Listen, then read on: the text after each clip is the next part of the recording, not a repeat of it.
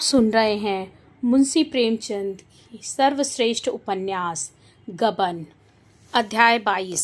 जब रमा कोठे से धम धम नीचे उतर रहा था उस वक्त जालपा ने इसकी जरा भी शंका ना हुई कि वह घर से भागा जा रहा है। पत्र तो उसने पढ़ ही लिया था।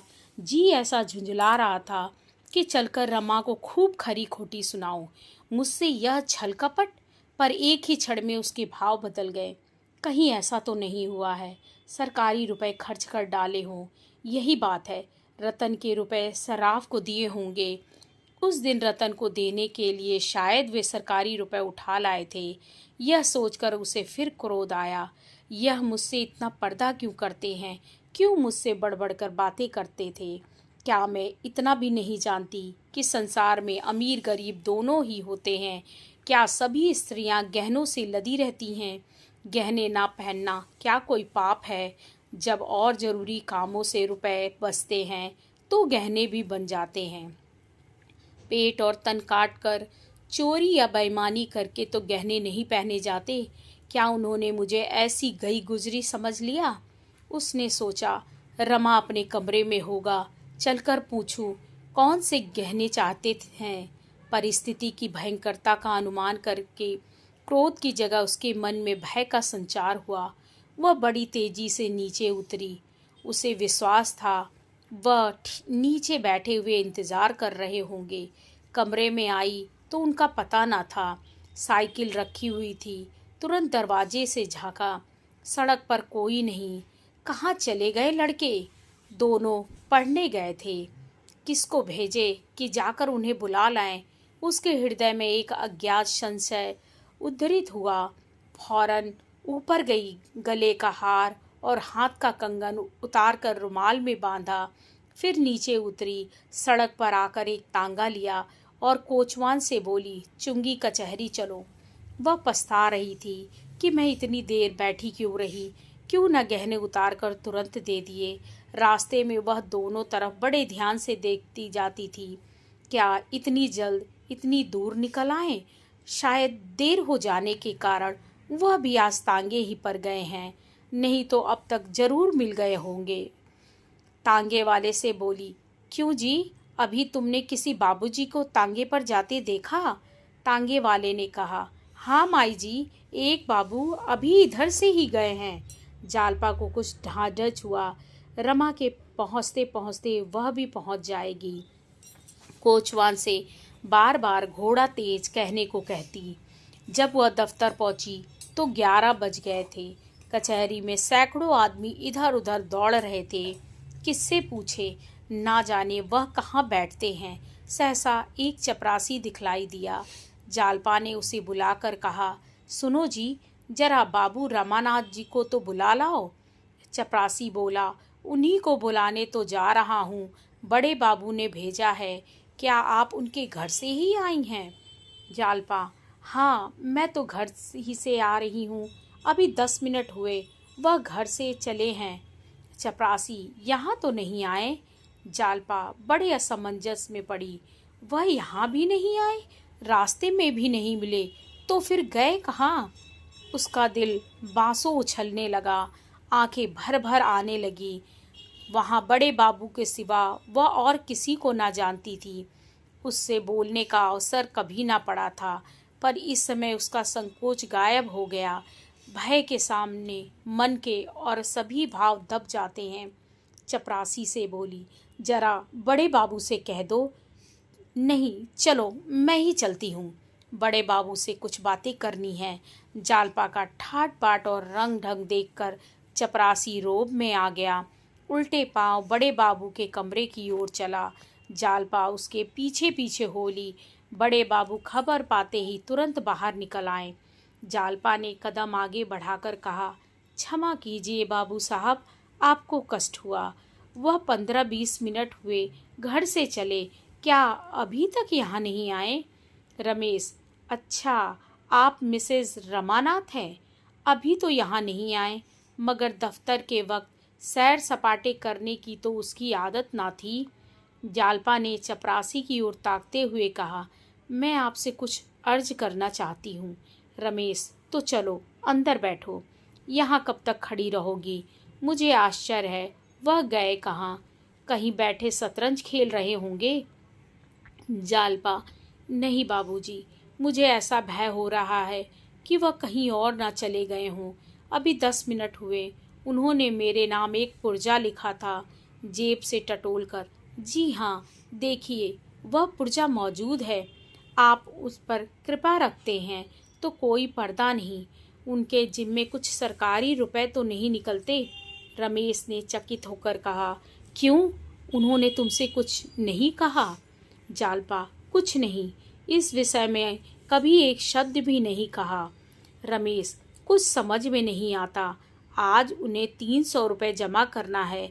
परसों की आमदनी उन्होंने जमा नहीं की थी। नोट थे, जेब में डालकर चले गए। बाजार में किसी ने नोट निकाल लिए। मुस्कुराकर, किसी और देवी की पूजा तो नहीं करते?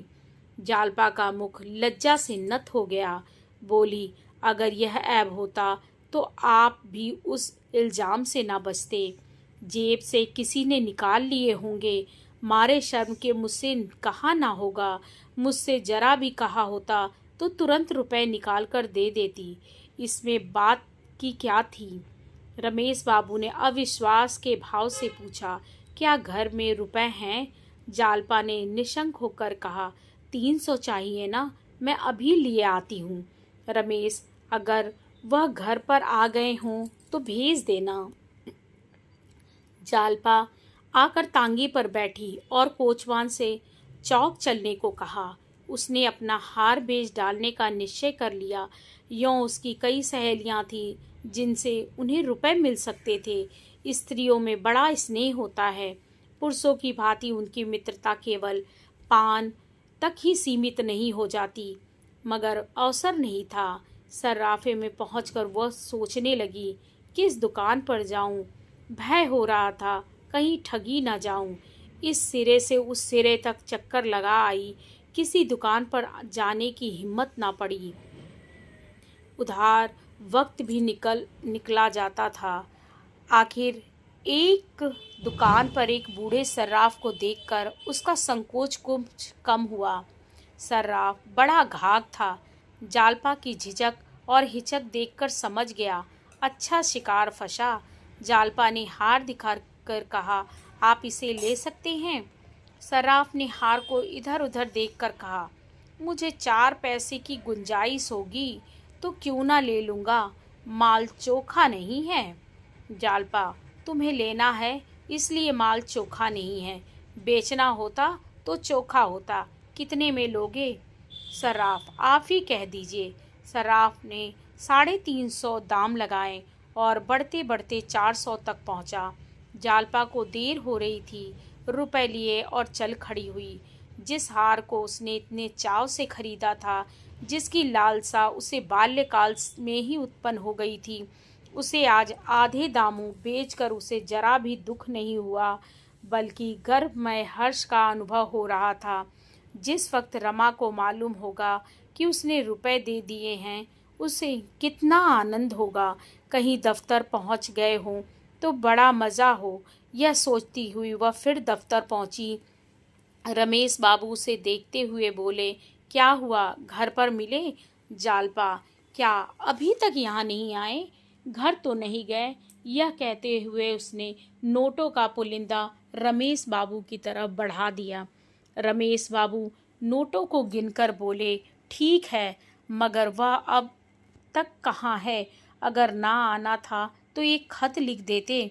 मैं तो बड़े संकट में पड़ा हुआ था, तुम बड़े वक्त में आ गई। इस वक्त तुम्हारी सूझबूझ देखकर जी खुश हो गया। यही सच्ची देवियों का धर्म है।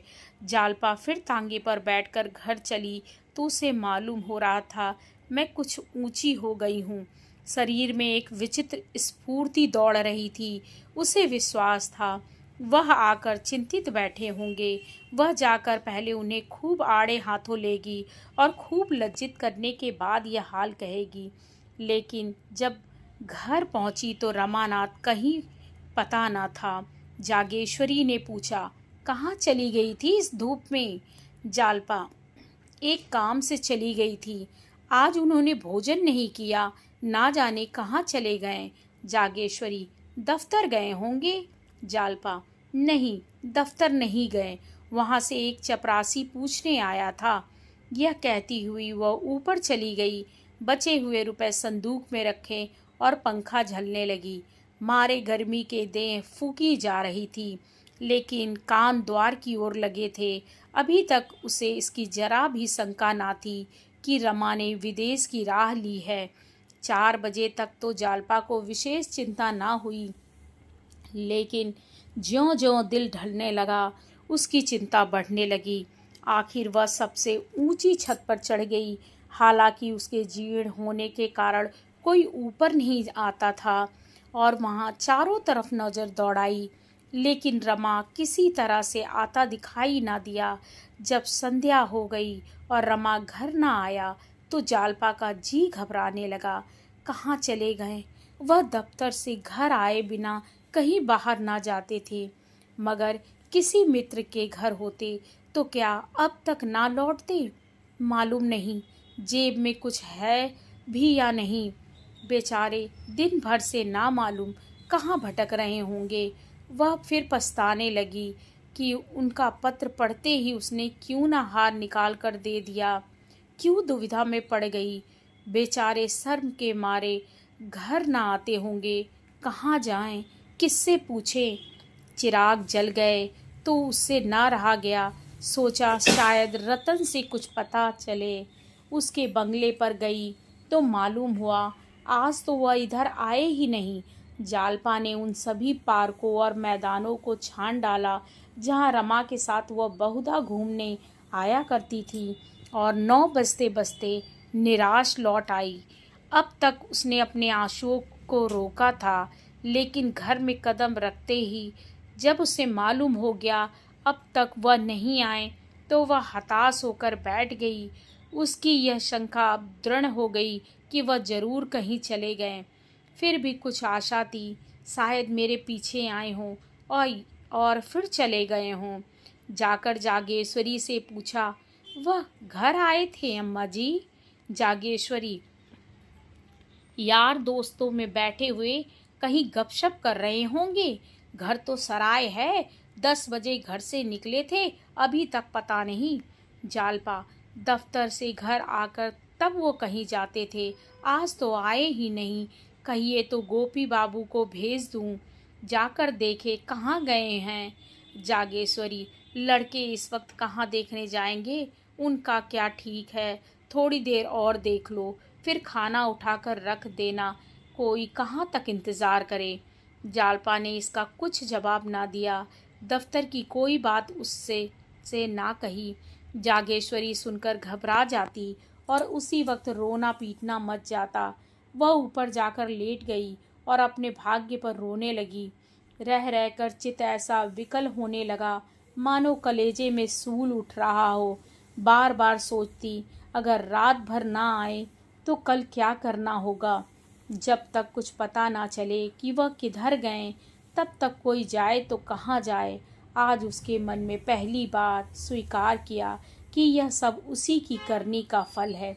यह सच है, उसने कभी आभूषणों के लिए आग्रह नहीं किया, लेकिन उसने कभी स्पष्ट रूप से मना भी तो नहीं किया।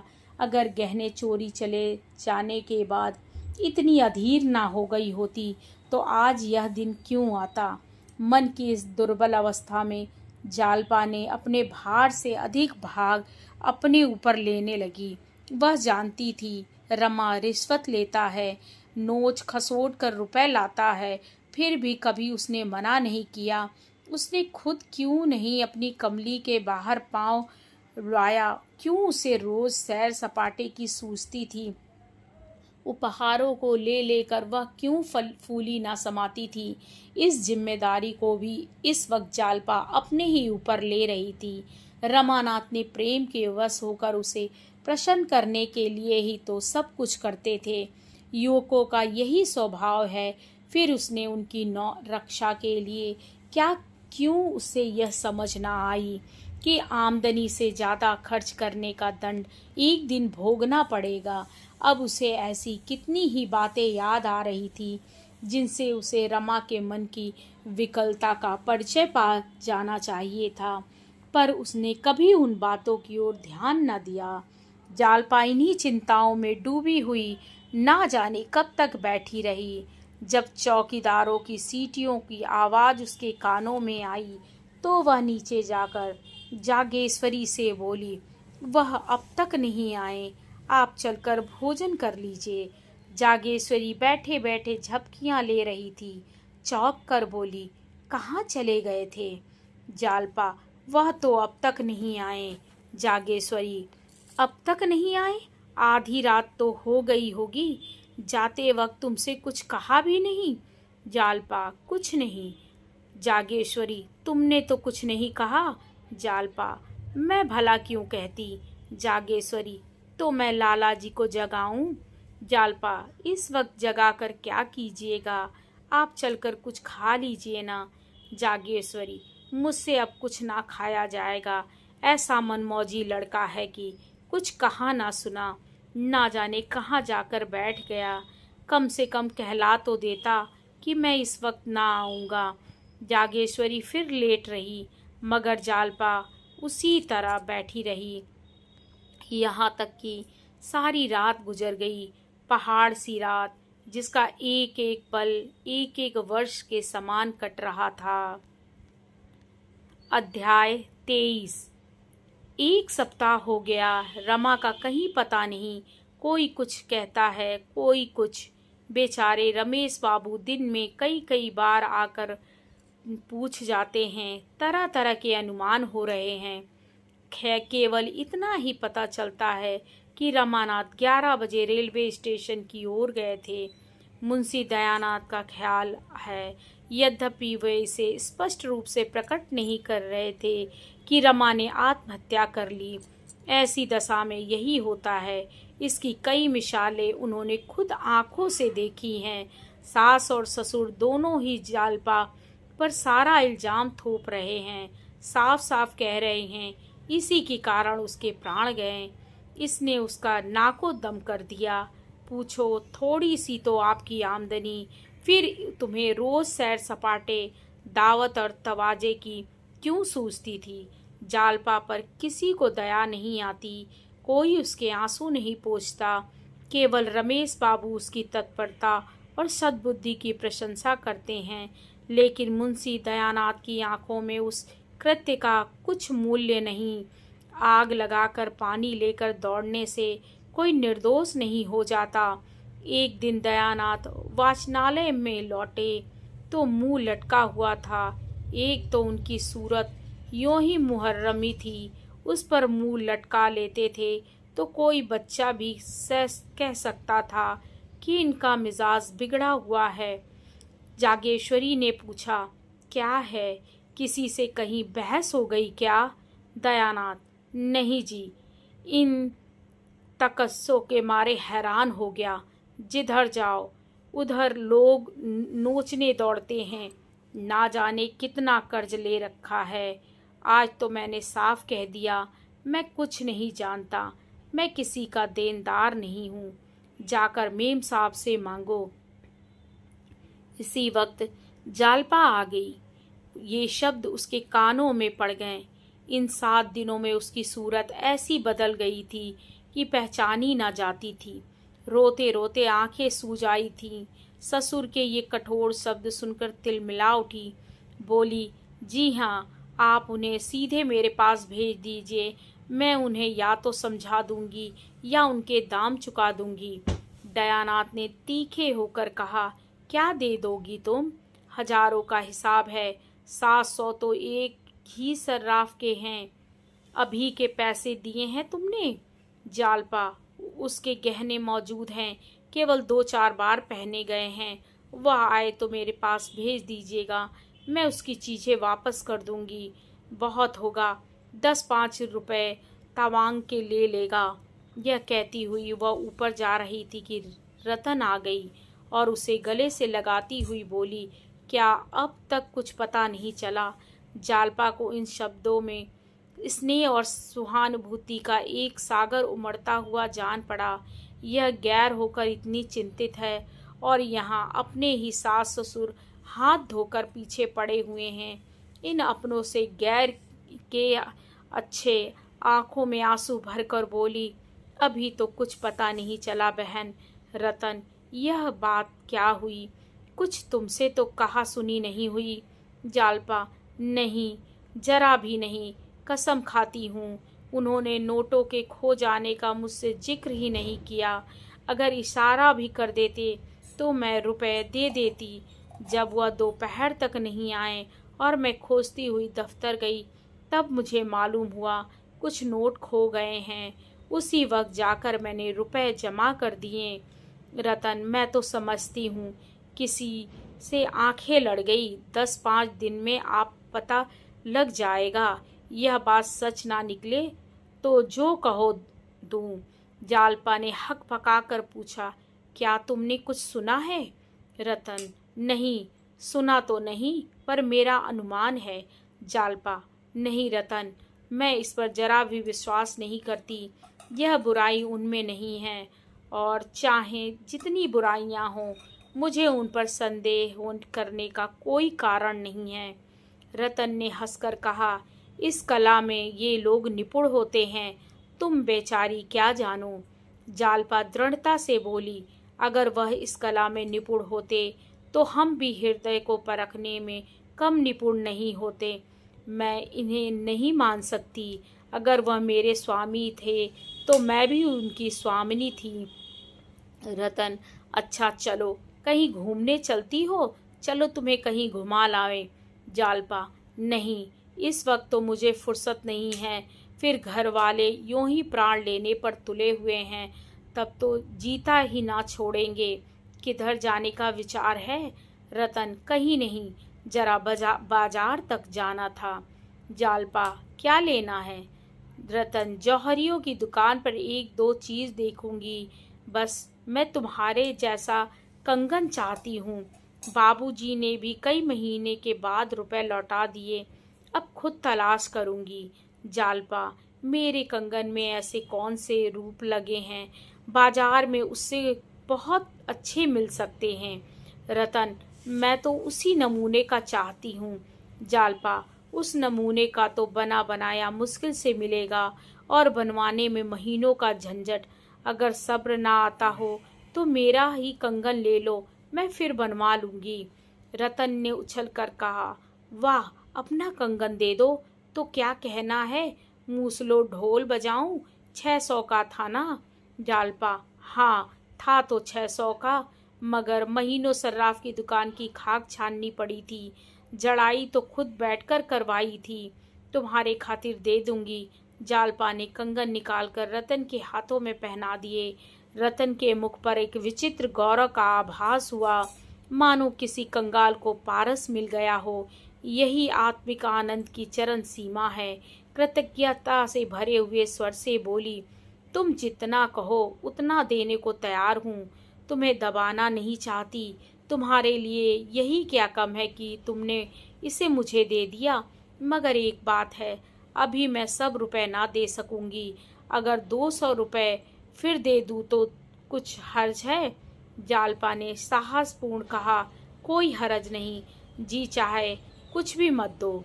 रतन, नहीं, इस वक्त मेरे पास 400 रुपए हैं, मैं दिए जाती हूँ। मेरे पास रहेंगे तो किसी दूसरी जगह खर्च हो जाएंगे। मेरे हाथ में तो रुपए टिकते ही नहीं। करूँ क्या? जब तक खर्च ना हो जाए मुझे एक चिंता सी लगी रहती है, जैसे सिर पर कोई बोझ सवार हो। जालपा ने कंगन के डिबिया उसे देने के लिए निकाली तो उसका दिल मसोस उठा। उसकी कलाई पर वह कंगन देखकर रमा कितना खुश होता था। आज वह होता तो क्या यह चीज इस तरह जालपा के हाथ से निकल जाती? फिर कौन जाने कंगन पहनना उसे नसीब भी होगा या नहीं। उसने बहुत जब्त किया, पर आंसू निकल ही आए। रतन उसके आंसू देखकर बोली, इस वक्त रहने दो बहन, फिर ले लूंगी, जल्दी ही क्या है। जालपा ने उसकी ओर बॉक्स को बढ़ाकर कहा, क्यों, क्या मेरे आंसू देखकर तुम्हारी खातिर से दे रही हूँ? नहीं, यह मुझे प्राणों से भी प्रिय था। तुम्हारे पास इसे देखूंगी तो मुझे तस्कीम होती रहेगी। किसी दूसरे को मत देना, इतनी दया रखना। रतन किसी दूसरे को क्यों देने लगी, इसे तुम्हारी निशानी समझूंगी। आज बहुत दिन के बाद मेरे मन की अभिलाषा पूरी हुई। केवल दुख इतना ही है कि बाबूजी अब नहीं हैं। मेरा मन कहता है वे जल्दी ही आएंगे। वे सारे मारे शर्म के चले गए हैं। और कोई बात नहीं। वकील साहब को भी यह सुनकर बड़ा दुख होगा। लोग कहते हैं वकीलों का हृदय कठोर होता है, मगर इनको तो मैं देखती हूँ, जरा सी किसी की विपत्ति सुनी तड़प उठे। जालपा ने मुस्कुराकर कहा, बहन एक बात पूछूं, बुरा ना तो ना मानोगी? वकील साहब ने, तुम्हारा दिल तो ना मिलता होगा। रतन का विनोद रंजित प्रसन्न मुख एक क्षण के लिए मलिन हो उठा, मानो किसी ने उसे उस चिर स्नेह की याद दिला दी हो जिसके नाम को वह बहुत पहले रो चुकी थी। बोली, मुझे तो कभी यह ख्याल भी नहीं आया बहन कि मैं युक्ति हूँ और वे बूढ़े। मेरे हृदय में जितना प्रेम, जितना अनुराग है, वह सब मैंने उनके ऊपर अर्पण कर दिया। अनुराग यौवन या रूप या धन से नहीं उत्पन्न होता। अनुराग अनुराग से उत्पन्न होता है। मेरे ही कारण वे इस अवस्था में इतना परिश्रम कर रहे हैं, और दूसरा है ही कौन? क्या यह छोटी बात है? कल कहीं चलोगी? कहो तो शाम को आऊं? जालपा, जाऊंगी तो मैं कहीं नहीं, मगर तुम आना जरूर। 2 घड़ी दिल बहलेगा, कुछ अच्छा नहीं लगता। मन डाल डाल दौड़ता फिरता है। समझ में नहीं आता मुझसे इतना संकोच क्यों किया। यह भी मेरा ही दोष है। मुझसे जरूर उन्होंने कोई ऐसी बात देखी होगी जिसके कारण मुझसे पर्दा करना उन्हें जरूरी मालूम हुआ। मुझे यही दुख है कि मैं उनका सच्चा स्नेह ना पा सकी। जिससे प्रेम होता है उससे हम कोई भेद नहीं रखते। रतन उठकर चली तो जालपा ने देखा कंगन का बॉक्स मेज पर पड़ा हुआ है। बोली, इसे लेती जाओ बहन, यहाँ क्यों छोड़े जाती हो? रतन, ले जाऊंगी। अभी क्या जल्दी पड़ी है? अभी पूरे रुपए भी तो नहीं दिए। जालपा, नहीं नहीं, लेती जाओ, मैं ना मानूंगी। मगर रतन सीढ़ी से नीचे उतर गई। जालपा हाथ में कंगन लिए खड़ी रही। थोड़ी देर बाद जालपा ने संदूक से 500 रुपये निकाले और दयानाथ के पास जाकर बोली, यह रुपए लीजिए, नारायण दास के पास भिजवा दीजिए। बाकी रुपए भी मैं जल्द ही दे दूंगी। दयानाथ ने झेप कर कहा, रुपए कहाँ मिल गए? जालपा ने निसंकोच होकर कहा, रतन के हाथ कंगन बेच दिया। दयानाथ उसका मुंह ताकता रहा। अगली कहानी अगले पार्ट में।